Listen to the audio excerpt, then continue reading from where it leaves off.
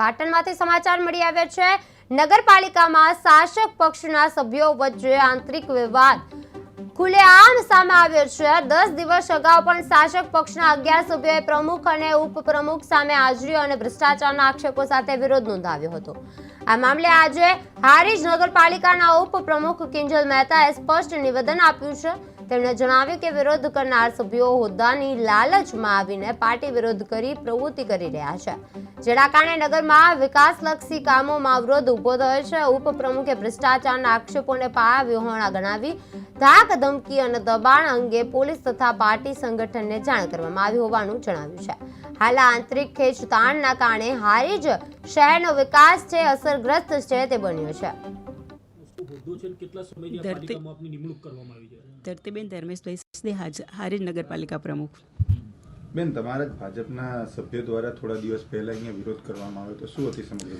આ એ સભ્યો દ્વારા વિરોધ કરવામાં આવી રહ્યો છે જે પ્રમુખ પદના ઈચ્છુક હતા, તેમની ઈચ્છા પૂરી ન થતાં તે પક્ષ વિરુદ્ધ કાર્ય કરી રહ્યા છે અને ગામના વિકાસને રોકી રહ્યા છે, જેથી ગામના વિકાસને રોકી રહ્યા છે। અને આ એ જ ભૂતકાળમાં એપીએમસીના કાર્ય બદલ એ લોકોને પક્ષે સસ્પેન્ડ બી કરેલા છે અને એ લોકો અમને ધાક ધમકી આપીને રાજીનામું આપવા માંગે છે। આપ હાજર રહેતા નહીં તેવા પણ આક્ષેપ છે? હા, પહેલાં અમારી હાજરી રેગ્યુલર હતી, અમે ગામના લોકોના કામ બી સાંભળતા હતા અને એ લોકોના કામનું નિવારણ બી લાવતા હતા, પણ અમને છે ને થોડા ટૂંક સમયમાંથી અમને ધાક ધમકીઓમાં આપવામાં છે, રાજીનામા માટે પ્રેશર કરવામાં આવે છે અને મારા પરિવાર ઉપર જોખમ થવાના કારણે હું હમણાંથી થોડા સમયથી મારી હાજરી ઓછી હતી। એવા કેવા લોકો છે તમને ધાક ધમકી આપી રહ્યા છે? જેને પ્રમુખ પદની ઈચ્છા છે અમુક લોકોને, એ લોકો અમને ધાક ધમકી આપી રહ્યા છે। ભ્રષ્ટાચારનો જે આક્ષેપ લાગે છે નગરપાલિકા, ભ્રષ્ટાચારમાં તો એવું છે કે હજી કોઈ એવા મોટા કામ જ નથી થયા, કોઈ કામ હજી અમે કોઈ મોટું બિલ પાસ નથી કર્યું અને એ લોકો આવીને કામને રોકાવે છે અને ગામના વિકાસને નડતરરૂપ બને છે।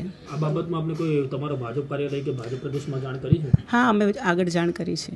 અચ્છા, જે કયા વગર વિશ્વાસમાં લીધા વગર સહીઓ લઈ લીધી છે તેવા જ તમારા સભ્યોની આક્ષેપ છે, તે બાબતે શું કહેવું? અમે એ લોકોને એજન્ડા આપી દઈએ છીએ અગાઉથી અને પછી એ લોકોને અમે તે મિટિંગમાં ચર્ચા બી કરીએ છીએ। એ લોકો એજન્ડા પૂરેપૂરો વાંચે છે અને પછીથી જ એ લોકો સાઇન કરે છે, અમારા એ લોકો વાંચીને જ સાઇન કરે છે। આક્ષેપોને શું કહેશો તમે?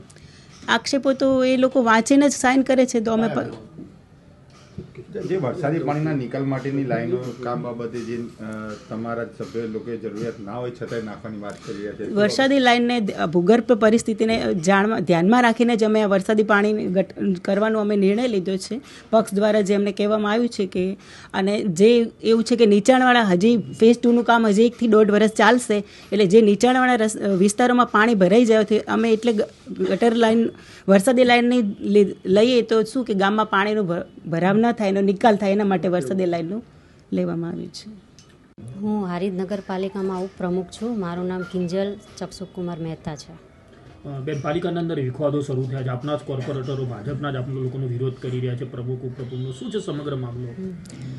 જે કોર્પોરેટરો અમારો વિરોધ કરી રહ્યા છે એમને પ્રમુખ ઉપપ્રમુખનું પદ જોતું હતું અને એમને પાર્ટી એમને મેન્ડેટ આપ્યું નથી, એના વિરોધમાં એટલા માટે અમારો વિરોધ કરી રહ્યા છે અને ગામના વિકાસના કામો અટકાવી રહ્યા છે અને પાર્ટીના વિરોધમાં જઈ રહ્યા છે એ લોકો।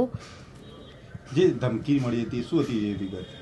ધમકીમાં અમને નગરપાલિકામાં અમે રોજ કમ્પ્લીટ અમારી હાજરી હોતી, અમે લોકોના સમસ્યાઓ સાંભળતા, એમને સોલ્વ બી કરતા બધું, પણ અમને આ પદ ઉપરથી ઉતારી દેવા, પ્રમુખ ઉપપ્રમુખને ઉતારી દેવા માટે ધાક ધમકીઓ આપવા માંડ્યા, મારી નાખવાની ધમકી આપવા માંડ્યા।